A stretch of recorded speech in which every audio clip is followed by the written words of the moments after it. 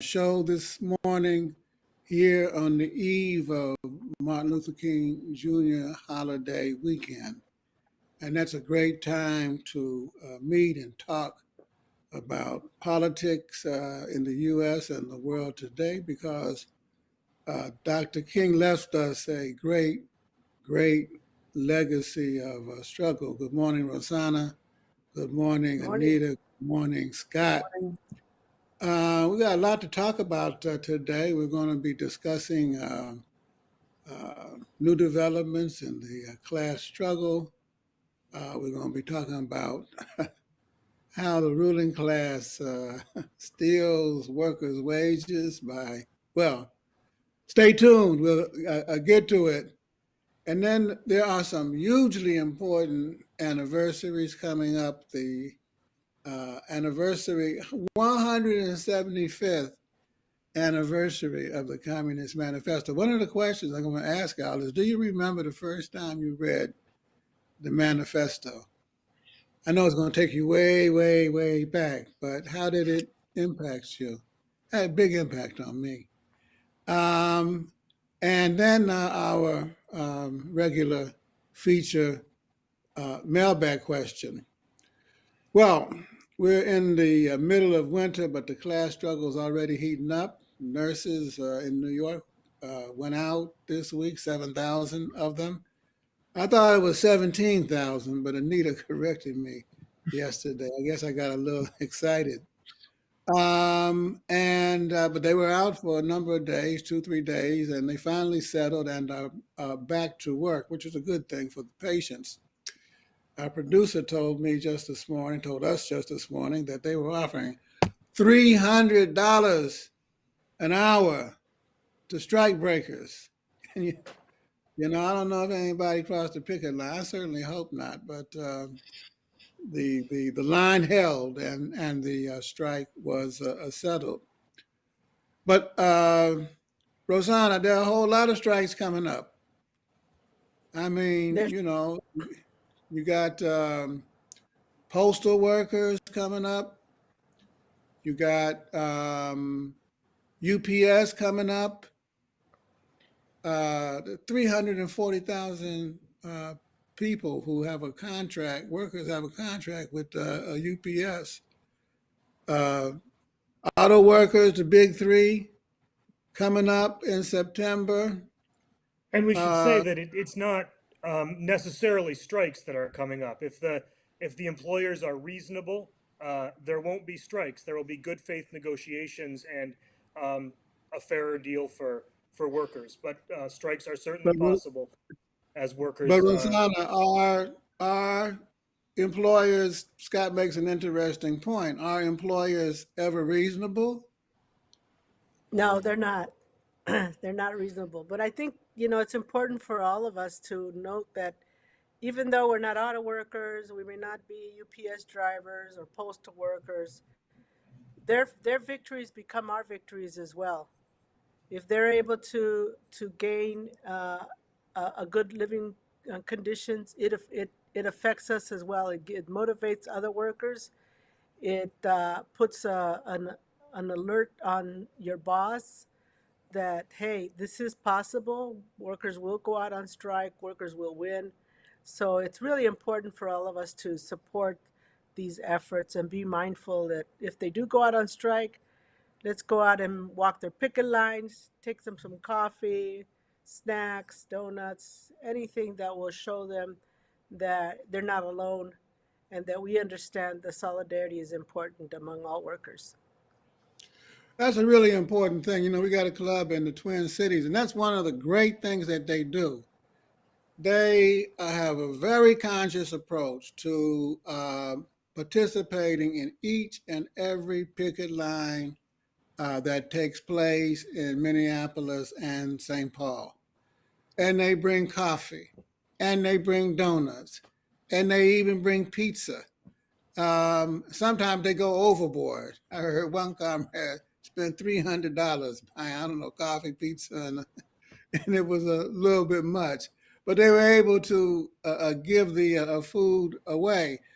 And then they take pictures and they do video and they write articles for the PW and post it in their Signal group, and write articles for cpusa.org, Anita, and that's what a party club should do.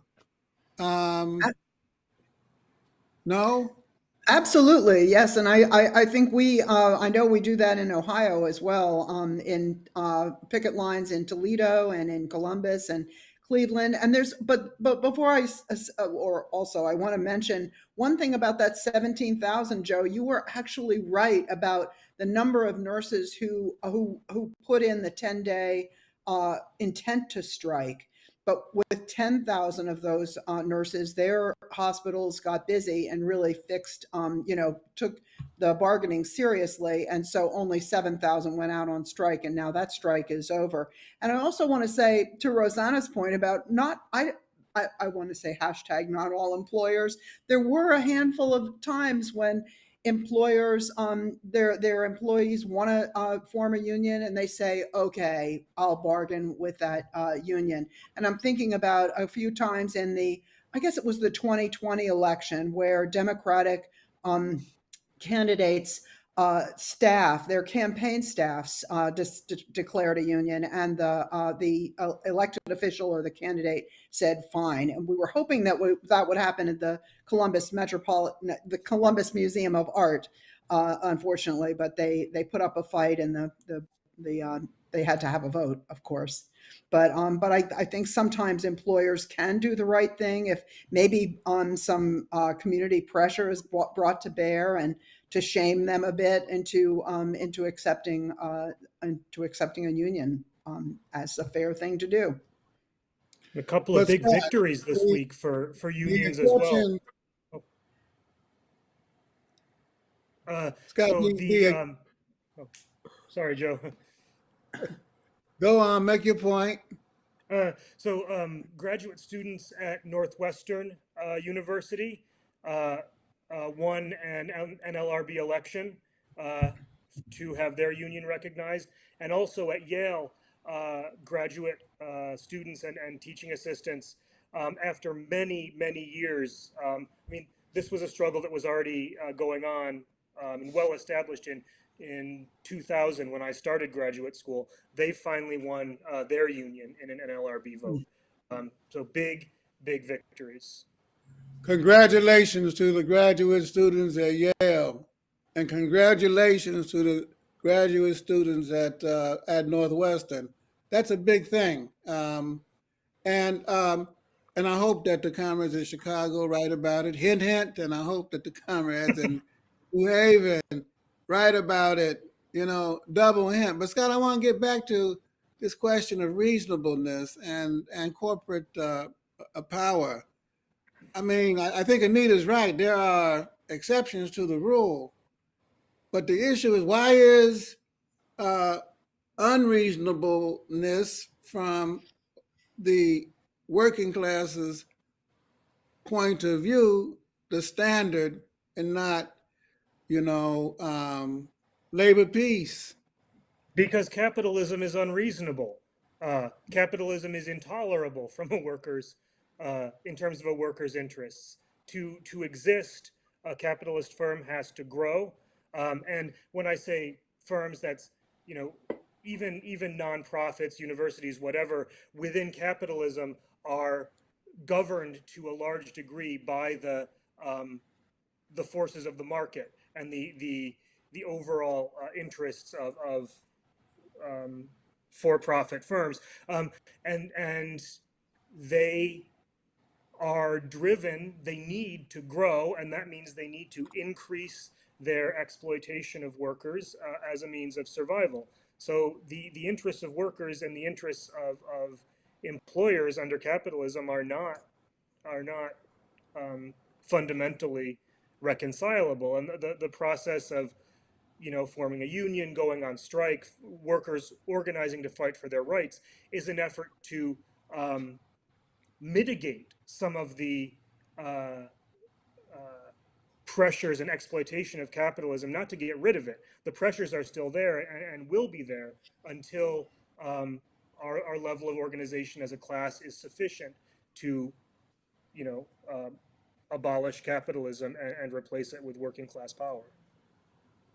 I came across a phrase the other day that I hadn't seen for a long time, and it kind of struck me. I wanted to bring it up today. They said that the goal of labor should get a fair day pay for a fair day work. Is there any such thing as a fair day pay? Not under Under capitalism. capitalism? Rosanna? Not under capitalism. There isn't, because the boss is out to make money no matter how, and which means the profits come from the labor of the workers. They don't get the equal amount of the value they produce. So no. Not even close. There is no such thing as a fair day pay. They're ripping us off all up and down the line all day, 365 days a year, 7 days Yeah. a week. A fair day's pay is all of it. It's a dog-eat-dog world, Anita, capitalist world. And Scott's That's right. The contradictions between labor and capital are irreconcilable. Mhm. And it all revolves around the fight over the division of the working day. Who gets what? Mhm. That's right. And Am the I surplus value is scooped up by the owner of the means of production. So that just takes away the a chance to have a fair day's pay right there. It's built into the system. And it's not that they're mean people necessarily. It's not that they're immoral people. It's not necessarily that they're greedy people.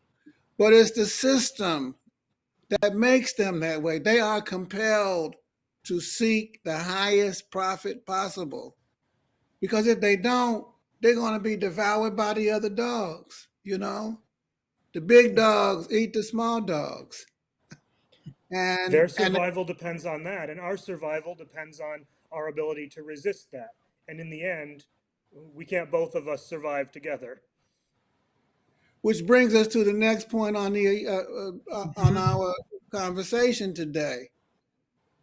There was a study done recently, which at Harvard, I think, that surprised the authors of the study because they found out that in order to avoid paying overtime, the bosses were giving certain categories of employees fancy titles and paying them just a little bit more money so that they didn't have to pay them time and a half for overtime. And it's a widespread practice, Anita, That's right. um, in the business world. You know, It is. It is, and it always has been. I think the novelty of this study was the way they went about studying it. They looked at job ads and job openings, and how those openings were described by managers, and they found that when they reached this threshold of around 23 something thousand a year, which is very little money in today's economy, then these highfalutin titles jumped out. But it is an old problem. This is a problem in academia. We have there was a Supreme Court ruling called yeshiva back in the day that named every professor in a private institution. Every professor is a manager, so they cannot bargain collectively. And I understand that a member of a bargaining, the main organizing workers at Wexner Arts Center in Columbus, he turned out not to be in the bargaining unit because he's named a manager. So capitalists are using this tactic to advance their own interests in every way, but it's just a sham, basically. so for example, if you were working in an office or in a restaurant and you're the secretary, or you're the hostess. If you're the hostess, you get a new title. You're manager of customer wellness, or manager of customer pleasant experiences, a manager of customer well-being, and they give you, and they get away with it all too often. And that's capitalism, Scott, up and It down. is. And sometimes you don't even get the fancy title. Sometimes you just, it's just being a salaried employee on a low salary, and the expectations keep piling up. And, you don't clock in, you don't clock out, you're on salary. So, um, yeah. Uh, and I know that there was a Labor Department ruling, I believe, under Obama that Mhm. mandated overtime pay for salaried employees making less than was $45,000 or $50,000 a year. But I'm not sure how that is fared, and if it's still in force. In any case, just about everybody is working. They're not getting paid enough for the time that they're working, and they're also working more than the time they're getting paid for. Rosanna, they also, try to do this with by labeling workers independent contractors. Mhm. So you're not a worker. You're a small entrepreneur. If you're an Uber driver, you're a small entrepreneur. If you're working as a roofer, you know, you're you come across it, all the time. This is their way of tricking. It's their system of tricks. We used to call it back tricknology in order to increase corporate profits. That's It's And good. they're shameful. laughing at it. I mean, it's really, really shameful, shameful, shameful, shameful. When people, working people really try to do the best they can, and when society's telling you you got to move up the ladder, and they utilize that idea of moving up in the ladder by naming you manager, and then you turn and you find out, that it's really a form of exploitation. It's just shameful. I just find it really disgusting. But once again, it's the nature of the capitalist motto of profits before people. So I remember a comrade, I forget who exactly told me when I first joined the party that uh, the capitalists will sell their grandmother for the highest price. And I thought, whoa, but it makes sense. They'll do anything for a profit. They're And that's Ferengis. because that's because that's because they have to. They are compelled to by the very nature of the system. You know, Right. which brings us this struggle between capital and labor. It brings us to the next subject. On February 21st, the Communist Manifesto will be 175 years old. 175 years. And I recently did a presentation on the party program. And I discovered that the first, in researching the background of the manifesto and other party programs, I found that the first draft of the manifesto wasn't written by Marx, it was written by Engels for a group of young revolutionaries in Germany called League of the Just. League of the Just. And then they later changed their name to the Communist League, Communist League. And they asked Fred Engels to write a draft, and he did, and they rejected it. And then they asked him to write another draft, and they rejected that. They said, Fred, this is too academic. It's too Mm. much like a test. Huh? What do you say, Engels Scott? doesn't get enough credit. Engels doesn't get enough credit.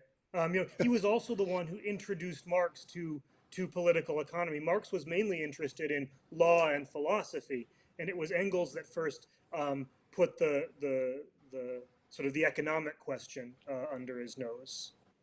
So Scott says, don't be dissing my boy Fred Engels, but it's true.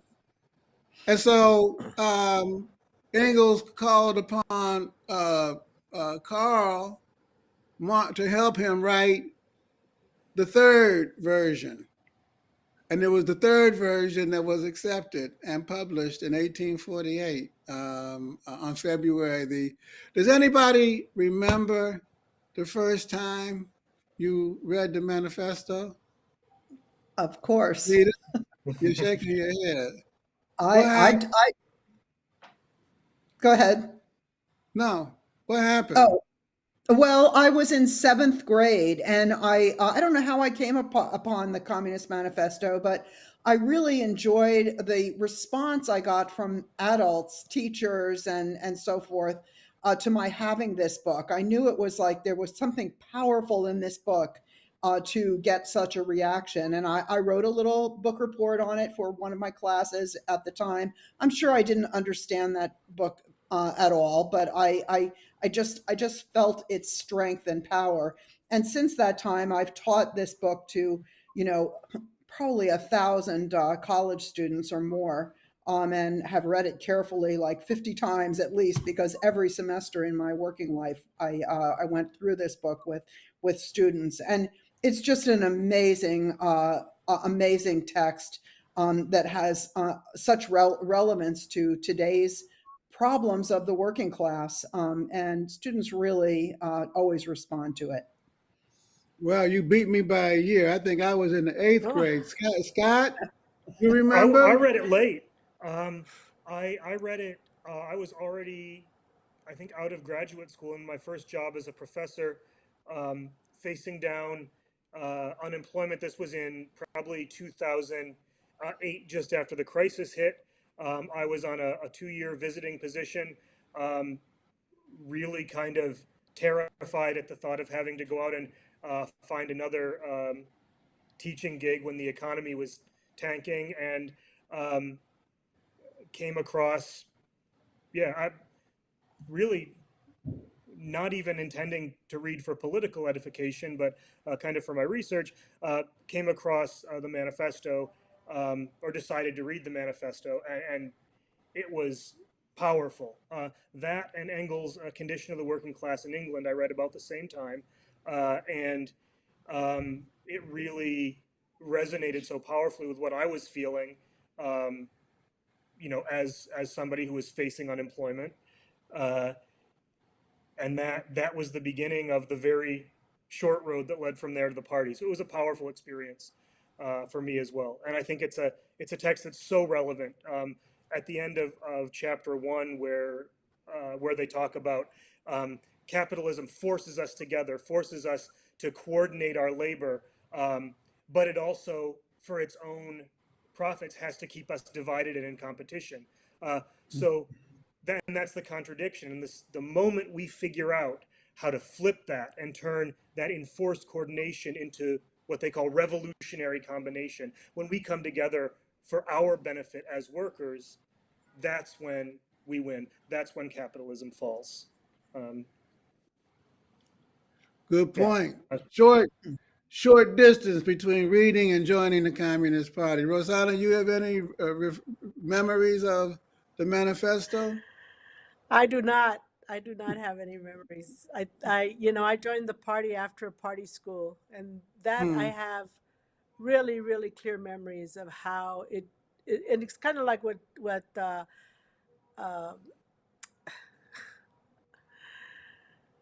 oh, Jesus, I forgot it. Forgot your name right now. Scott's name. What Scott was talking about, how it really puts it all together, and that's what this classes did. It just really like linked everything, and a lot of it, I find that it has been a lived experience, and and I just needed the terms, the terminology, or the structure, and the backing and the background that really solidified everything for me. Um, I'm impressed with Anita. She read it in the seventh grade. I'm thinking back, what was I doing in the seventh grade? I don't know. I was I was just trying to figure out some of my life experiences up to then, I guess. I don't know. But yeah, so the manifesto is, didn't do that for me as much as the party classes did for me. I remember my mother gave me a copy of it. It was back in the probably 68, 69, or 70. I don't remember exactly what year. I said I was in the eighth grade, but I was kind of lying. It was around that time. And we have been radicalized, by the murder of Martin Luther King Jr. in 68 and the rebellions that took place. There was a small rebellion in my hometown, and they brought in overwhelming force, brought in the National Guard. Tanks were in the playground of our school, Monroe School, which was just you could walk through the backyard, and it was on the next street. And the presence of the police, and we were all, taken aback by it, this uh, imposition of this occupation, actually, of our community. That was one thing. And then there was the Vietnam War, and there was the Black Panther Party, and the Young Lords, and SDS, and Huey, and Malcolm, and Abby Hoffman, and Kathleen Cleaver, and Jane Fonda was in Vietnam, and the Republicans were calling her Hannah. It was just the revolution was in the air. You thought the students in France in '68 went on strike, and it was a Democratic convention in '68, and the big battles that took. Anyway, so she gave me, I wanted to join something, so I think I told her I wanted to, because she contacted the Black Panthers. I wanted to, all of us were Panthers, um, at least, in spirit. And she gave me a copy of the manifesto. And I remember going downstairs to the basement. I had a little room down there, and reading the opening line, and they just blew me away, you know? The history of all hitherto existing societies is the history of class struggle, and I was convinced. By the time I finished it, I was ready, to and been on that road ever since. Well, in February we will come back to discussing some of the politics of the manifesto and its relevance for today, because it is still very much a relevant a document, particularly when it talks about the internationalization of the class struggle. They like to call that globalization now today, the rise of imperialism and now transnational monopolies and so on and so forth, and the need for international working class and people solidarity in the fight against the extreme right, in the fight to save the environment, and the fight for peace, and so on and so forth. There's another important anniversary, I believe on the 22nd of this month. It'll be, Anita, the 50th anniversary of Roe v. Wade and that historic decision, which granted women abortion rights.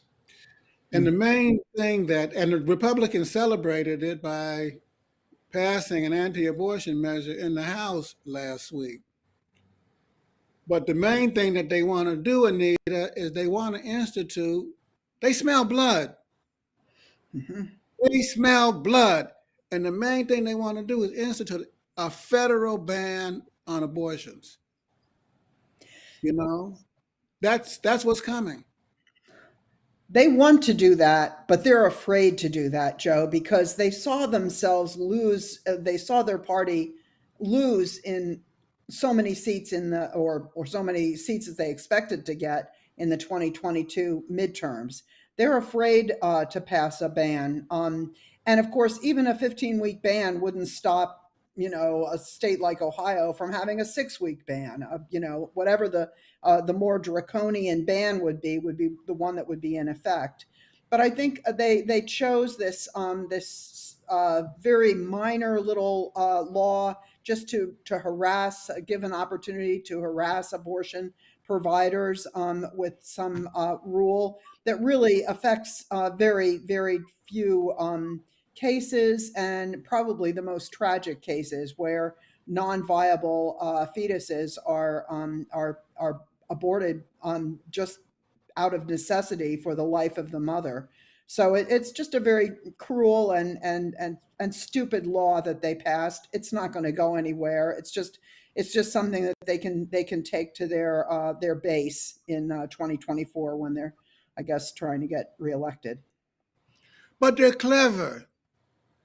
I mean, remember what happened with the Supreme Court? Those 3 justices that were approved under Trump, when they asked them about abortion, they said, oh, no, no, no. Roe is settled law, Rosanna. We're not going to mess with it. And the first opportunity those so-and-sos got, choice, reproductive right, out the window. And look, they're missing a majority in the House by 3 seats. 3, or what is it, 4? 3 or 4. And 2 in the Senate. And if they get a Republican president, Trump or DeSantis, and they win the House and the Senate, federal ban is coming. You watch. Mm-hmm. And I think we should also recognize, we talk about fascism as the open terrorist dictatorship of the most reactionary section of capital. But, we already see there's already a great deal of terrorist rule and rule that depends on terror. So a lot of these draconian abortion restrictions, the law in Texas that encourages people to, denounce abortion providers, or the rules that the laws that label provision of appropriate care for transgender youth as child abuse, and threaten child protective services action against families. Those are terrorist laws. Those are laws designed to encourage both state and private violence against women, against transgender people, against gay and lesbian people. Terror is already used as a key tactic of the right. And it comes in many forms. Let's move to the mailbag. We're going to be coming back to the struggle for reproductive rights in the coming weeks, and the week of the 22nd for sure. I got a little 7-year-old whose grandparents, Fox loving, Trump loving, Fox watching, Trump loving Republicans.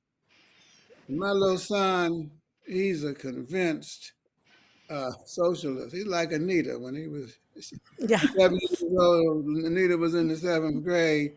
He wants to convince Grandpa and Grandma to move left. What kinds of arguments? What should he do, Rosanna, to convince his grandfather that they should become good socialists? Gee, that's, a 7-year-old to be thinking that's pretty amazing. But I think, my response would be to just show a lot of love to their grandparents, and ask questions. Why is it that uh, why are there poor people? And maybe their grandparents could ask them, why are there poor people? Could answer these kind of questions. Why is it that in the richest country in the world, not everybody has equal access to health care. Why are people living in the streets? And what are some of the solutions? And if he's thinking this way, he probably can offer some solutions that the grandparents had not thought about in terms of what, instead of being just isolated with the Fox News um, propaganda, but looking at it from a different perspective, and then use the grandson card and saying, well, do you care about my future? I want you to, to not watch this show anymore, something like that. I don't know. Good points. Good points. Anita, what do you think? Should they say, look, Jesus was a socialist? Grandpa, if you want to go to heaven, you better, Right. get with the program. Well, if that works, if that appeals, that's a possibility. Short of interfering with the parental controls on the grandparents' remote and blocking Fox News, that's always a possibility. But I think what this young man ought to do is what parents are always advised when their teenagers are consuming despicable content, and that is sit right next to them and question every bit of it as it goes along. And maybe he could enlist his parents' help in that too, to convince their parents to question the underlying assumptions that are being made, to distinguish between fact and opinion. And to look at the origins of Rupert Murdoch. What's Rupert Murdoch? Why does Rupert Murdoch want you to think this way? So I think there's a lot of good, and starting with something we all agree on. The child and the grandparents maybe agree that school should be safe for kids. So how can we go about that in a collective way? God, a child shall lead them. What kind of I argument does the child got to make? I had a similar situation with one of my grandmothers who's now deceased, but over many years she was a convinced Republican who moved steadily rightward as the Republican Party did, and I was one of the few people that she could, I think, talk politics with generally, and including after I joined the party, and she knew that I was a party member. And a lot of it was about values, and just the fundamental value of fairness, which is something that all working class people understand and embrace at one level or another. And something to keep in mind is that there's not only resentment and bitterness and fear underlying the conservative turn. There's also a lot of disappointment and despair. There's a lot of people that think the only alternative is something like Trump, when in fact, and helping people realize that something better is possible, and the seeds of it are already present. I never convinced my grandmother. We talked politics for the last time when she was not long before her death, and we just came down to what we'd always said, which is that fairness is the fundamental thing, but we never reached an agreement. So be patient and concentrate on shared values. These are important questions because, our family, our neighbors, our co-workers, those are the people that we have to engage and convince. And it's possible. It is possible. And if you're patient and if your arguments are good and if your practice is even better, you can bring folks along with you. It's happened in the party and before and beyond. And I think one of the most important things you got to do is appeal to, in addition to the moral and value issue that's got so importantly raised, you also got to raise the issue of self-interest, self-interest, that unity in the class, unity in your shop, unity on your campus, is the key to winning and improving the wages and living conditions of everybody. And that's a basis upon which, greater and deeper class and socialist consciousness can be built. But that might be a little bit of a heavy load for a 7-year-old. So we got to continue to think about it. Well, that's it, folks. We're done. Until next week, stay safe, stay strong, stay in the fight, and we'll see you same place, same station, on Facebook, on Twitter, and on YouTube. Our party's national committee is meeting tomorrow. We'll be back next Friday with news about its results. Take care, everybody. Later, Bye, comrades. everybody.